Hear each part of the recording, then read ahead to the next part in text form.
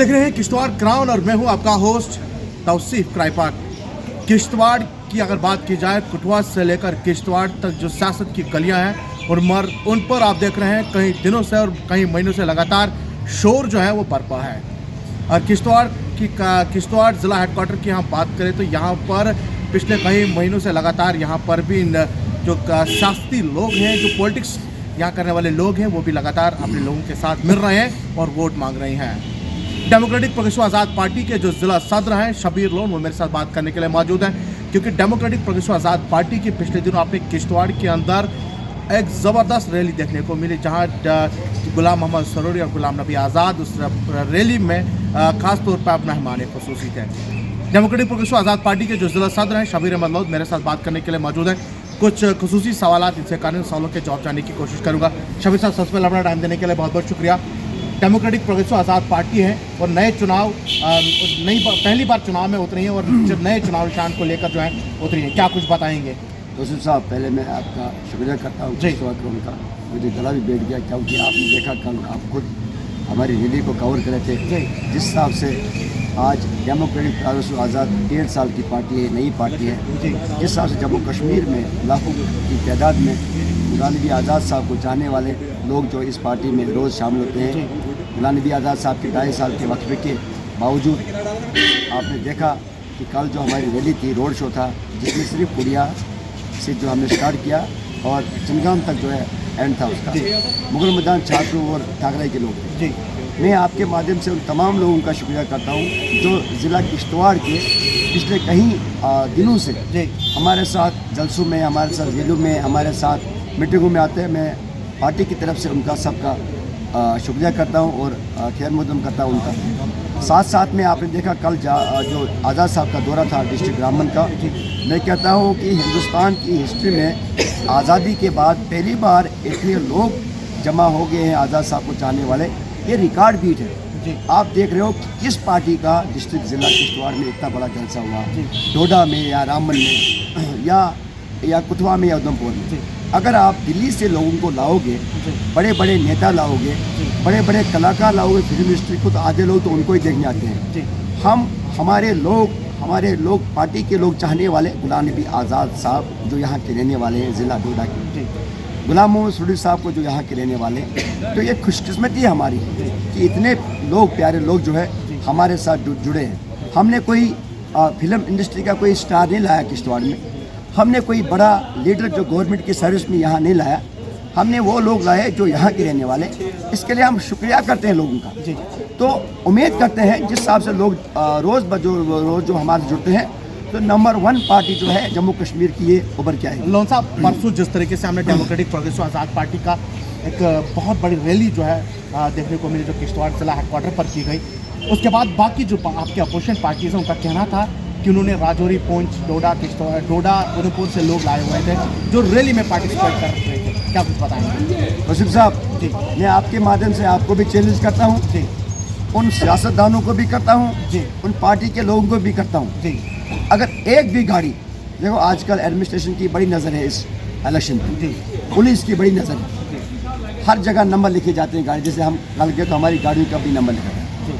अगर एक भी गाड़ी, कोई भी सियासत पार्टी, कोई भी सियासतदान किश्तवाड़ का, मैं चैलेंज करता हूँ आपके माध्यम से, चैलेंज पे मामूली बात होती है, एक भी गाड़ी ठाठरी पुल से अगर यहाँ क्रॉस की होगी किसी ने रैली के लिए, मैं सियासत छोड़ दूंगा, मैं इस्तीफा दूंगा और मैं उसी पार्टी के साथ जाऊंगा जो पार्टी ये दावा साबित करेगी पूरा। उन लोगों को क्या बताएंगे? भूख लाए हुए ना जी। आप मुझे बताओ, जब इतने हज़ारों की तादाद में उस बारिश में भी गुलाम नबी आज़ाद साहब को चाहने वाले लोग जमा हुए, सरोरी साहब को चाहने वाले लोग जमा हुए, मैंने कल भी कहा और आज भी कहता हूँ, ये सिर्फ डिस्ट्रिक्ट किश्तवाड़ के लोग थे। इसमें मौजूदा द्राबशाला, त्रिगाम, किश्तवाड़, नागसिंह पाडर, ठाकराई, दक्षिण, अलमार, मुगल मैदान छात्रों के लोग। मैंने चैलेंज किया, मैं सियासत छोड़ दूंगा अगर एक भी सियासतदान किसी भी पार्टी का हो, ए पार्टी का हो या बी या सी या डी का हो, एक भी गाड़ी वो ये कहेगा कि ठाठरी नाके से, वहाँ नाका है लगा हुआ पुलिस का, अगर एक भी ये कहेगा कि DPAP की जलसे में गई, मैं सियासत छोड़ दूँगा। साहब, एक और सवाल है आपसे रहेगा कि जो इस वक्त democratic progressive Azad party Jammu Kashmir के अंदर काम कर रही है, अपोजिशन पार्टी जितनी भी है, चाहे पीपल्स डेमोक्रेटिक की बात करूँ मैं, नेशनल कॉन्फ्रेंस की बात करूँ या कांग्रेस की बात करूँ, वो ये कह रहे हैं कि डेमोक्रेटिक प्रोग्रेसिव आज़ाद पार्टी को भारतीय जनता पार्टी ने जम्मू कश्मीर में लॉन्च किया है और जिन पार्लियामेंट हल्कों पर ये इंतखाबात लड़ रहे हैं, ये सिर्फ वहाँ पर वोट काटने की बात कर रहे हैं, सिर्फ वोट काटेंगे, जीतना इनके बस की बात नहीं है। क्या बताएंगे? मैं आपको बता दूँ कि गुलाम मोहम्मद सुरैश साहब दूसरा चेहरा था इस पार्लियामेंट्री सीट पे, जिसको गुलाम नबी आज़ाद साहब ने डिक्लेयर किया था। लाल सिंह जो है 20 दिन के बाद जब इनको लगा कि यहाँ स्ट्रॉन्ग कैंडिडेट जो बन के आएगा वो गुलाम मोहम्मद सुरैश साहब है, आज़ाद साहब की पार्टी का, तो इन्होंने 20 दिन के बाद जो है इसको लाया उठा के स्वाभिमान जो डोगरा सभा थी उसकी जो अपनी जो इसकी अपनी वो थी पार्टी थी, उसको इन्होंने बाइकाट करके उसको छोड़ दिया और कांग्रेस ज्वाइन की। आप बताइए, अगर दूसरे नंबर पे यहाँ पे कैंडिडेट डिक्लेयर किया गया था डॉक्टर जितेंद्र सिंह के खिलाफ और बीजेपी के खिलाफ, तो इसमें कहाँ साजिश है कि हम वोट काटने के लिए हैं? आप देखिए हमारा जलसा जो कुटवा और उधमपुर में हुआ, क्या वहाँ खाली मुस्लिम पॉपुलेशन के लोग आएंगे? इनको लगता है कि ये मुस्लिम वोट काटने के लिए। हमारे साथ कम से कम 40% हिंदू इस टाइम इस पार्लियामेंट्री सीट में जो है आज़ाद साहब को डायरेक्ट चाहने वाले हैं। तो ये आप मुझे बताइए, एनसी ने क्यों नहीं कैंडिडेट खड़ा किया इस पार्लियामेंट्री सीट से?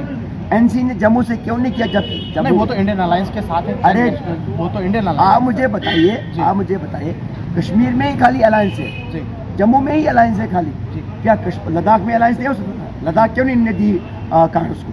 ठीक, आपकी उधमपुर की अपने अनथा की सीट क्यों नहीं, जहाँ वहाँ मीर साहब इनका सबसे बड़ा कैंडिडेट स्ट्रॉन्ग कैंडिडेट, उसको क्यों नहीं इनने सपोर्ट की? 2 देते हैं एनसी को, एक कांग्रेस को कश्मीर से। इनने क्यों लगा कि यहाँ पे जी हम इनको सपोर्ट करेंगे अपने लाल सिंह को?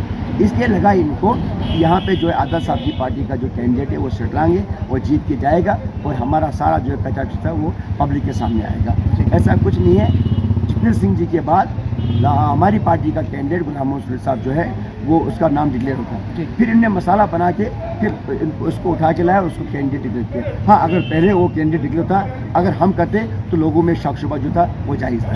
ये बेबुनियाद बातें हैं। आप मुझे बताइए एक बात, क्या जब उमर साहब वाजपेयी के साथ मिनिस्टर थे, उमर साहब ने कल कहा कि मैं लाल सिंह की सपोर्ट नहीं कर रहा हूँ? आपका बयान, मैं शबीर लो नहीं बोल रहा हूँ, उमर साहब बोल रहे हैं कि मैं लाल सिंह की सपोर्ट में नहीं, इंडियन अलायंस का सपोर्ट कर, मैं इंडियन अलायंस का सपोर्ट कर रहा हूँ। तो इस मीन डायरेक्टली वो लाल सिंह की सपोर्ट करें ना। ठीक, वहाँ से वो कह रहे कि मैं लाल सिंह की सपोर्ट नहीं कर रहा हूँ, वहाँ से कह रहे मैं इंडियन अलायंस की सपोर्ट कर रहा हूँ, तो कैंडिडेट कौन है? कैंडिडेट लाल सिंह है, नंबर 1। नंबर 2, उनने कहा कि मैं खुशकिस्मत समझता अपने आप को, मैं बीजेपी के साथ मिनिस्टर था, तो इसका मतलब वो भी तो बीजेपी के साथ मिले।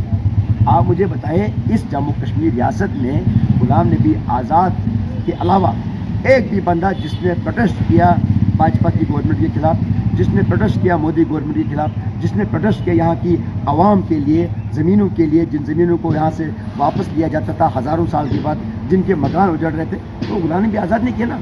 तो इसका मतलब वो पब्लिक के चाहने वाले लोग हैं, उसको पब्लिक चाहती है, वो पब्लिक के हक में काम करता ताकि गवर्नमेंट के लिए काम करे। साहब, एक और सवाल रहेगा, जिन 2 पार्लियामानी इंतखाबात पर 2 हल्के हैं जिन पर आप इलेक्शन लड़ते, आपको लगता है कि डेमोक्रेटिक प्रोग्रेसिव आज़ाद पार्टी जो है वो जीत सकेगी? क्या आपको लगता है, किस तरीके की स्ट्रेटजी आपने, क्या आप जीत सकते हैं? दूसरी कहाँ की बात करें आप? एक तो आज़ाद साहब अनंतनाग, कहाँ आज़ाद साहब है? आज़ाद साहब लड़ रहे हैं। कहाँ है आज़ाद साहब? आज़ाद साहब कहाँ, किसने बोला? अरे वो तो पिछले दिनों किसने बोला? कहाँ बोला? आप एक ही हमारे नहीं, हमारे पास तो खाली दूसरी पार्टियों के लोग आते थे कि हम आज़ाद साहब को समर्थन करेंगे जी। दूसरी पार्टियों के आज़ाद साहब ने तो खुद नहीं कहा ना, आज़ाद साहब के पार्लियामेंट, आज़ाद साहब के लोगों ने नहीं कहा ना आज़ाद साहब नहीं लड़ेंगे इलेक्शन क्या पार्लियामेंट में? अभी कहाँ है मुझे बताइए ना, कहाँ है? अभी डिक्लेयर पार्टी ने कहाँ किए? कहाँ मुझे बताओ, कोई मीडिया, कोई खबर बताओ, कहीं बताओ। सोशल मीडिया पर जिस तरीके से ट्रेंड चल रहा है उनकी हम बात कर रहे हैं। सोशल मीडिया में तो कुछ बोलते हैं, ऐसा नहीं है। जब तक आज़ाद साहब का फॉर्म नहीं भरा जाएगा तब तक ये बेबुनियाद बातें। देखो ऑपोजिशन का काम क्या है, हर दूसरी पार्टी को गिराना।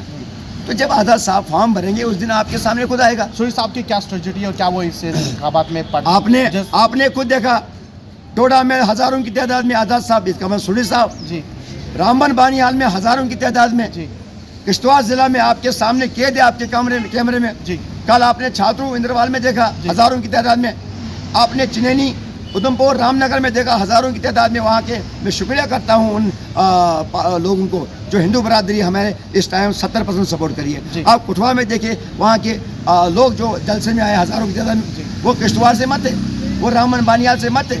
तो आप कहाँ कहते हो कि हम ये के? मैं कह रहा हूँ कि हमारा जो मुकाबला है, लाल सिंह तो कहीं खाते में नहीं, लाल सिंह को 14 पार्टियां सपोर्ट करी है। जी। अगर वो लाख वोट देगा भी तो बड़ी बात नहीं है। उमर अब्दुल्ला जी कैंपेन करें उसके लिए, बड़े बड़े नेता कैंपेन करें, राज बब्बर कैंपेन कर रहा है, प्रियंका गांधी कैंपेन, इतने बड़े बड़े स्टार्ट करें। हमारे लिए कौन है? हमारे लिए हमारी जनता है। मैं मुबारकबाद करता हूँ जनता को, इस पार्लियामेंट्री आवाम की जनता को, जो खुद सामने आके खुद अपना खर्चा निकाल के सामने आ रहे और आज़ाद साहब की सपोर्ट करें। वो इसलिए कि उनको पता है जो इस टाइम डूबती हुई नया है उसको अगर पार करेगा वो गुलाम नबी आज़ाद साहब है। हमें खाली पार्लियामेंट्री नहीं देखना, हमने स्टेट का भी सोचना है।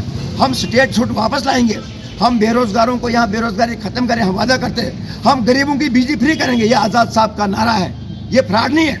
आज़ाद साहब ने खुद कहा हम गरीबों की बिजली फ्री करेंगे और हम वादा करते हैं जिस दिन गुलाम नबी आज़ाद साहब जम्मू कश्मीर का चीफ मिनिस्टर बनेगा, पहला ऐलान होगा, पहले कैबिनेट में आज़ाद साहब साइन करेंगे कि जम्मू कश्मीर की आवाम को जो है यहाँ गरीब है उनको बिजली फ्री, और जो प्राइवेट में दांधलियाँ हो रही है उसकी इंक्वायरी जो है बड़ी आराम से हम करेंगे, सोच समझ के करेंगे। सब धंधे काले धंधे जो है आसान कल आपने इंद्रवाल के अंदर एक रैली की, बहुत बड़ी रैली हुई, आज नेशनल कॉन्फ्रेंस का भी एक बहुत बड़ा रैली का प्रोग्राम वहाँ पर किया जा रहा है। उमर अब्दुल्ला किश्तवाड़ थे और हेडक्वार्टर से वो इस वक्त चले गए हैं कश्मीर, और जो रैली वहाँ हो रही है, क्या कुछ बताएंगे इसको लेकर? वो उनका अपना मुद्दा है, मुझे उस बारे में कोई मालूम नहीं है क्या उनका, वो एनसी की अपनी पर्सनल वो होगी, मुझे उस बारे में मैं क्या कह सकता हूँ। आज बहुत बड़ी रैली हो रही को जा रही है, हाँ होगी रैली, हमारी नहीं देखी आपने, होगी रैली, उनके लोग होंगे जी, तो वो उनको पता होगा कौन आ रहा है कौन जा रहा है, उनके अपना पर्सनल है, मेरा उस बारे में कोई टिप्पणी करना ना समझता। कि गुलाम मोहम्मद सुरी साहब के साथ भी यही लोग थे और नेशनल कॉन्फ्रेंस के साथ भी यही लोग थे? ऐसा नहीं है, हमारे लोग हमारे साथ है जी। गुलाम मोहम्मद सुरी को चाहने वाले लोग गुलाम मोहम्मद सुरी के साथ है, ना कि वो नेशनल कॉन्फ्रेंस को चाहने वाले लोग थे। हमारे अपने लोग हैं, जो 30,000 लोग इंद्रवाल से 18 साल से गुलाम मोहम्मद सुरी को जिता रहे, वो लोग थे। ये वो लोग हैं जो कल तो कभी बीजेपी में, कभी पीडीपी में, कभी पैंथर पार्टी में, ये वो लोग हुए। लेकिन गुलाम नबी आज़ाद, गुलाम मोहम्मद सुरी को चाहने वाले लोग कहीं नहीं जाएंगे। वो आज भी हमारे, कल भी हमारे थे और कल भी हमारे रहेंगे। मैं आपको वादा करता हूँ, आप देखिए आने वाले इंतखाब में आपको रिजल्ट पता चलेगा। ये इनका अपना होगा, उमर अब्दुल्ला साहब गए नहीं गए ये इनकी अपना होगा, उसको क्या होता है मुझे उस बारे में क्या कर रहा है। मैं दूसरी पार्टी को गाना क्यों गाऊँ? वो उसको पता होगा जिसने रैली की होगी, जिसने लोगों को बोला होगा कि उमर साहब आ रहे हैं, अब क्यों नहीं गए वहाँ पे, वो उसको पता होगा, उनकी पार्टी को पता होगा, उसके उमर साहब को पता होगा। मैं क्यों कह सकता हूँ उमर अब्दुल्ला के बारे में, यहाँ उसके जो जिसने रैली कराई वहाँ पे। हमने जब लोगों को वादा किया कि आप किश्तवाड़ आइए, गुलाम नबी आज़ाद साहब आएंगे, गुलाम नबी आज़ाद साहब आए। अगर हम कहते जी हमारे पास ये जो फिल्म सिटी का सलमान खान आएगा वो नहीं आता, हम कसूरवार थे। अब वो क्यों नहीं गए? वो लोग खुद जवाब देंगे इंद्रवाल के लोगों को, जहाँ से आपने गाड़ियाँ भर के आए उन लोगों को वो जवाब देंगे। मुझे उन बारे में क्यों बोलना है? हमें अपनी पार्टी का बोलना है। गुलाम नबी आज़ाद साहब की क़यादत में जम्मू कश्मीर में आवाम के लिए बिजली फ्री, बेरोज़गारी हम ख़त्म करेंगे। और आप देखिए गुलाम नबी आज़ाद साहब के 1 साल के सीएम बनने के बाद पूरा डिस्ट्रिक्ट की जो हिस्ट्री होगी, मैं डिस्ट्रिक्ट की बात कर रहा हूँ, पूरे डिस्ट्रिक्ट की हिस्ट्री में चेंज कराऊंगा।